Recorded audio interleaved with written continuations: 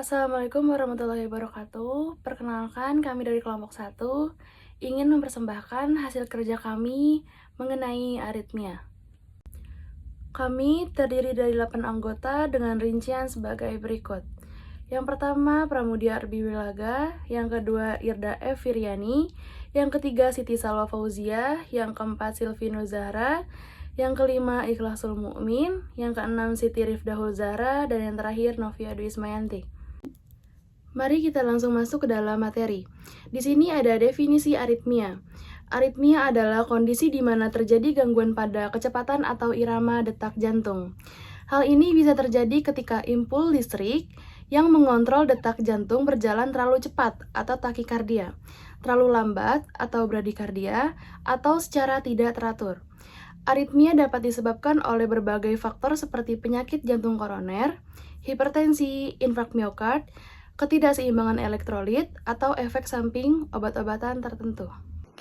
Macam-macam aritmia. Yang pertama, sinus takikardia, yaitu meningkatnya aktivitas nodus sinus. Gambaran yang terpenting pada EKG adalah laju gelombang lebih dari 100 kali per menit, irama teratur, dan ada gelombang P tegak di sadapan 1, 2, dan AVF. Yang kedua yaitu sinus bradikardi, penurunan laju depolarisasi atrium. Gelombang yang terpenting pada EKG adalah laju kurang dari 60 per menit. Irama teratur, gelombang P tegak di sadapan 1, 2, dan AVF. Yang ketiga, takikardi atrium. Suatu episode takikardi atrium biasanya diawali oleh kompleks atrium prematur, sehingga terjadi rentri pada tingkat nodus AV. Yang keempat, kompleks atrium prematur. Impul listrik yang berasal dari atrium tetapi di luar nodus sinus menyebabkan kompleks atrium prematur.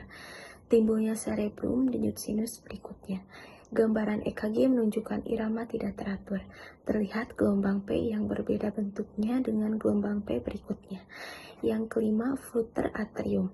Kelainan ini karena retri pada tingkat atrium. Depolarisasi atrium cepat dan teratur, dan gambarannya terlihat terbalik di sadapan 2 dan 3 atau AVF, seperti gambaran gigi gergaji. Yang selanjutnya, fibrilasi atrium bisa timbul dari fokus ektopik ganda dan atau daerah rentri multiple. Aktivitas atrium sangat cepat, sindrom sinus sakit. Yang selanjutnya yaitu kompleks jungsional prematur. Yang selanjutnya irama jungsional, dan yang terakhir yaitu takikardi ventrikuler. Selanjutnya ada patofisiologi. Bradikardia dapat terjadi oleh karena kerusakan di pusat pacu jantung utama, yaitu gangguan fungsi sinus atau gangguan rangsangan. Pada keadaan ini, fungsi nodus SA normal, tetapi justru konduksinya ke ventrikel terganggu, yaitu blok nodus AV. Bradikardia dapat terjadi oleh karena kombinasi gangguan fungsi nodus SA dan blok nodus AV. Apapun sebabnya, bila terjadi pause di mana modus SA tidak dapat menimbulkan impuls dalam waktu cukup lama, maka jantung akan memerintahkan jaringan lain menggantikan fungsi pacu jantung utama, baik agar vertikal berdenyut. Pacu jantung utama masih berfungsi dengan baik, akan tetapi konduksinya ke ventrikel mengalami gangguan mulai dari adanya perlambatan hingga hambatan. Yang berikutnya, blok jantung diklasifikasikan berdasarkan sejauh mana sinyal dari atrium mencapai ruang pompa utama jantung, yaitu ada ventrikel. Yang pertama, derajat pertama blok jantung dalam bentuk paling ringan dari blok jantung. Semua sinyal-sinyal listrik dari atrium mencapai ventrikel, tetap sinyal sedikit melambat. Yang kedua, derajat kedua blok jantung. Sinyal listrik tidak sepenuhnya mencapai ventrikel. Ada dua subtipe utama dalam blok derajat kedua. Mobit tipe 1 yaitu Wenskebach dan Mobit tipe 2. Dalam derajat ketiga, tidak ada sinyal listrik dari atrium yang mencapai ventrikel. Dan juga yang terakhir, blokade cabang berkas. Ini terjadi ketika sinyal listrik terhambat di salah satu cabang berkas kanan atau kiri, yang merupakan jalur terakhir sebelum impuls mencapai ventrikel. Selanjutnya di sini ada farmakologi. Farmakologi dibagi menjadi 4 kelas, yaitu kelas 1, kelas 2, kelas 3, dan kelas 4. Kelas 1 adalah sodium channel, dibagi menjadi 3, yaitu kelas 1A, 1B, dan 1C. Kelas 1A terdiri dari quinidin, adalah obat yang digunakan untuk pemeliharaan mencegah berulangnya atrial fibrillasi atau pulver. Yang kedua adalah prokainamid untuk ventricle extra, sistole, atrial, fibrilasi, dan aritmi yang menyertai anestesi. Yang ketiga adalah disopiramide untuk SVT akut yang berulang. Yang kedua adalah kelas 1B yang terdiri dari lignocaine untuk aritmia ventrikel akibat iskemi miokard, ventricle tachycardia, dan mexiletin untuk aritmia ventricle dan VT. Yang ketiga adalah 1C adalah flexainide untuk ventricle atropik dan takikardi. Nah, selanjutnya di sini ada kelas 2 yaitu beta adrenergic blockade yang terdiri dari atenolol, metoprolol, propanolol adalah indikasi aritmi jantung, angina pectoris, dan hipertensi. Selanjutnya kelas 3 adalah pronolong repolarization yang terdiri dari amiodaron, indikasi VT, SVT yang berulang. Yang terakhir adalah kelas 4 yaitu calcium channel blocker yang terdiri dari verapamil, indikasi supraventricular arrhythmia. Selanjutnya akan dibacakan oleh teman saya. Baik, yang selanjutnya di sini mengenai terapi diet pada kasus kritis dengan kelainan sistem kardiovaskular seperti aritmia. Tujuannya untuk apa? Tujuannya itu untuk mendukung kesehatan jantung dan mengurangi risiko kambuhnya aritmia kembali atau memperburuk kondisi. Nah, di sini ada beberapa terapi diet untuk aritmia. Yang pertama yaitu mengkonsumsi makanan kaya kalium, kaya kalsium, serta kaya magnesium. Karena ini tuh sangat penting untuk menjaga irama jantung yang normal. Jika kita kekurangan elektrolit tersebut bisa memicu atau memperburuk aritmianya. Nah, yang kedua kita perlu mengurangi asupan garam karena ini sangat penting untuk mengontrol tekanan darahnya. Nah, yang ketiga kita perlu menghindari kafein dan alkohol karena ini dapat memperburuk aritmia dan memicu aritmia itu dan meningkatkan stimulasi jantung. Nah, yang keempat asam lemak omega 3. Nah, omega 3 ini biasanya ditemukan di dalam ikan seperti ikan salmon, ikan tuna karena ini memiliki banyak manfaat seperti manfaat antiinflamasi dan dapat membantu menjaga ritme jantung tetap stabil. Nah, yang kelima di sini kita perlu diet tinggi serat dan rendah lemak jenuh. Biasanya serat kita didapatkan dari buah-buahan, sayuran, serta rendah lemak jenuh ini seperti dari produk hewani berlemak karena dapat membantu menjaga berat badan ideal dan menurunkan risiko aterosklerosis yang berhubungan dengan masalah kardiovaskular. Nah, di sini yang keenam juga kita perlu menjaga berat badan yang sehat karena jika kita obesitas ini merupakan salah satu faktor risiko untuk gangguan irama jantung. Karena itu, kita perlu menjaga berat badan ideal melalui diet rendah kalori dan kaya nutrisi gitu. Karena ini bagian penting dari pengelolaan aritmia. Yang selanjutnya di sini saya akan menjelaskan mengenai asuhan keperawatan pada aritmia. Yang pertama kita perlu pengkajian, perlu menganamnesa apakah ada keluhan yang dirasakan oleh pasien. Misalnya pasien mengalami pusing, mengalami lemas, nyeri di dada, merasakan sesak, dan juga kita perlu pengkajian pada riwayat penyakit terdahulunya. Riwayat penyakit keluarga juga kita perlu dikaji apakah ada keluarga yang mengalami penyakit jantung, penyakit hipertensi, penyakit stroke, atau pasien pernah penggunaan obat digitalis atau quinidin dan obat anti aritmia lainnya yang memungkinkan untuk terjadinya intoksikasi. Dan juga kita perlu pengkajian pada kondisi psikososialnya. Selanjutnya di sini saya akan menjelaskan pengkajian fisiknya. Di sini kita perlu pengkajian pada sirkulasi, apakah ada perubahan pada tekanan darah menjadi hipertensi atau hipotensi. Terus nadinya juga apakah teratur tidak teratur, bunyi jantungnya iramanya teratur atau tidak teratur atau ada bunyi tambahan. Selanjutnya kita juga perlu pengkajian pada kulit, apakah kulitnya berubah menjadi pucat bahkan sianosis, apakah ada udem. Selanjutnya kita juga perlu pengkajian pada integritas egonya. Apakah pasien mengalami perasaan gugup, perasaan terancam, cemas, gelisah gitu ya. Selanjutnya kita juga pengkajian pada makanan cairan yang masuk. Apakah pasien mengalami hilang nafsu makan, anoreksia, bahkan muntah gitu ya. Jadi perubahan pada berat badannya. Selanjutnya pengkajian neurosensori. Pasien biasanya mengalami disorientasi, merasakan bingung dan lelah. Selanjutnya pengkajian nyeri atau ketidaknyamanan seperti nyeri pada dada, nyerinya sepertikah ringan atau berat atau dapat hilang gitu dengan menggunakan obat. Begitu, selanjutnya dijelaskan oleh teman saya. Baik, selanjutnya ada diagnosis keperawatan. Di sini diagnosisnya ada 3. Yang pertama, ada penurunan curah jantung berhubungan dengan ketidakkuatan jantung memompa darah untuk memenuhi kebutuhan metabolisme tubuh. Yang kedua, ada nyeri akut berhubungan dengan agen pencernaan fisiologis. Yang ketiga, intoleransi aktivitas berhubungan dengan ketidakcukupan energi atau kelemahan.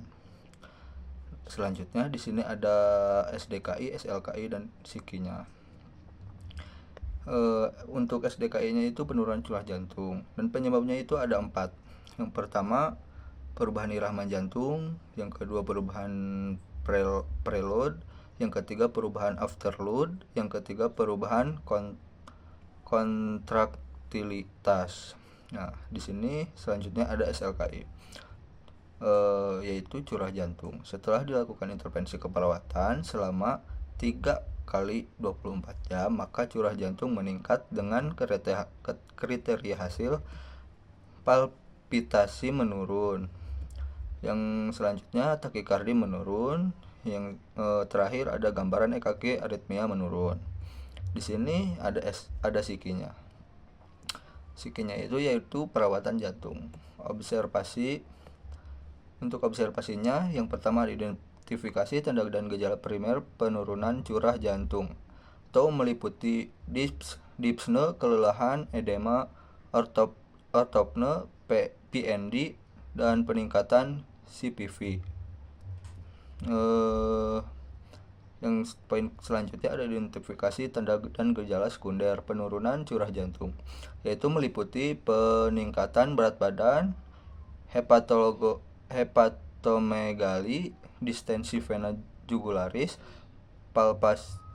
palpitasi, bronki basah. Yang selanjutnya ada oliguria, batu kulit dan kulit pucat. Untuk poin selanjutnya yaitu ada monitor tekanan darah, termasuk tekanan darah ortostatik jika perlu. Yang selanjutnya ada monitor intake dan output cairan. Terus ada monitor berat badan di setiap hari pada waktu yang sama.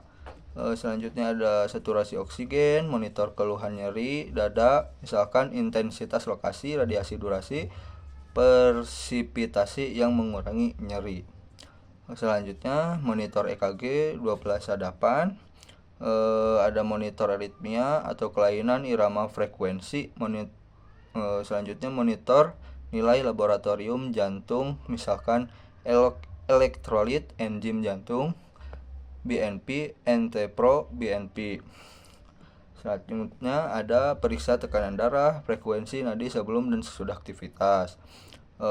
Dan yang terakhir ada periksa tekanan darah, frekuensi nadi sebelum pemberian obat, misalkan beta blocker, S inhibitor, kalsium channel blocker, dan atau digoskin. Nah, di sini ada untuk terapeutiknya, diposisikan pasien semi power dengan kaki ke bawah atau posisinya nyaman. Berikan diet jantung yang sesuai, misalkan batasi asupan kafein, natrium, kolesterol, dan makanan tinggi lemak. Di poin selanjutnya ada gunakan stocking elastis atau pneumatik intermittent sesuai indikasi.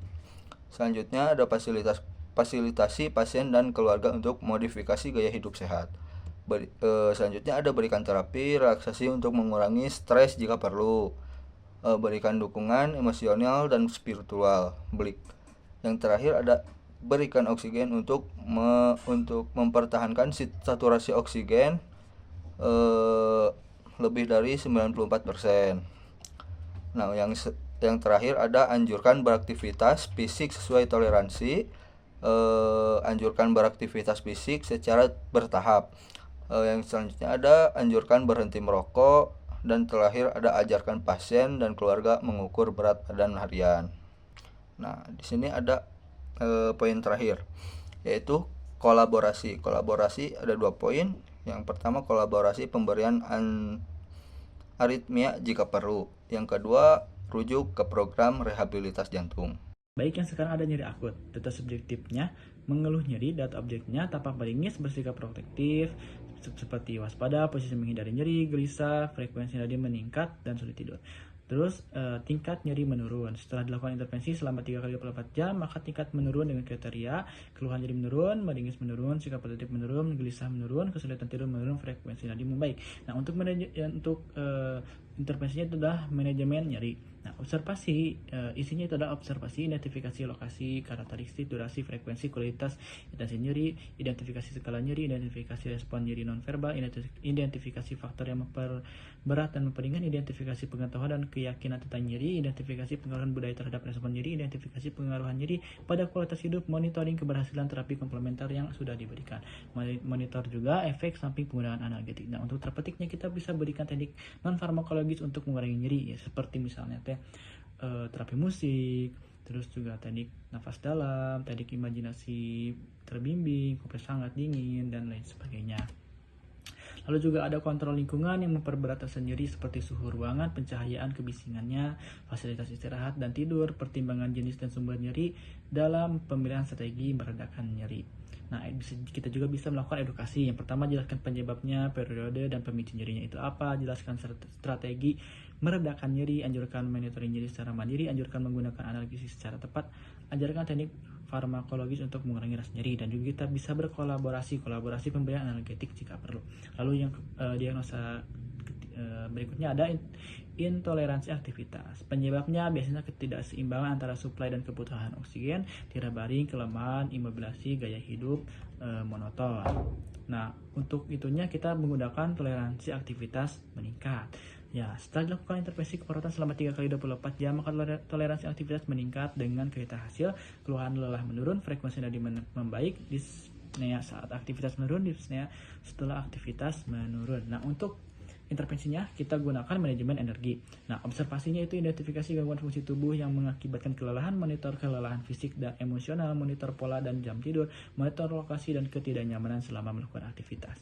Lalu juga terpentingnya sediakan lingkungan nyaman dan rendah stimulus, misalnya cahayanya, suara, kunjungan dari kunjungan pasiennya gitu kan. Terus juga lakukan rentang gerak pasif atau aktif, berikan aktivitas distraksi yang menyenangkan, fasilitasi duduk di sisi tempat tidur jika tidak dapat berpindah atau berjalan.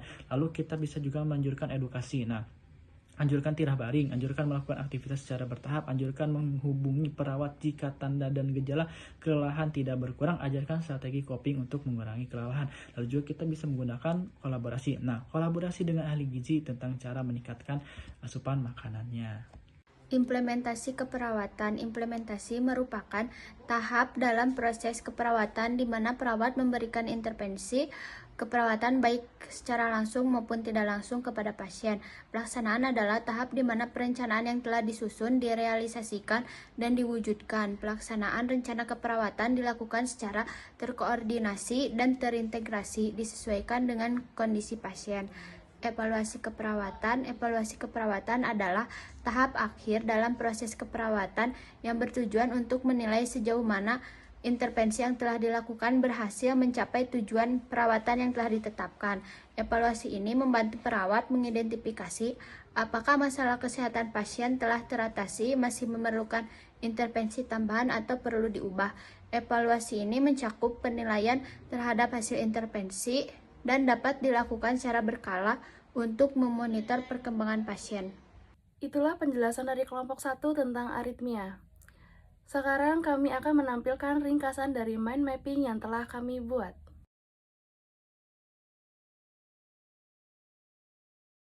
Terima kasih atas perhatiannya. Wassalamualaikum warahmatullahi wabarakatuh.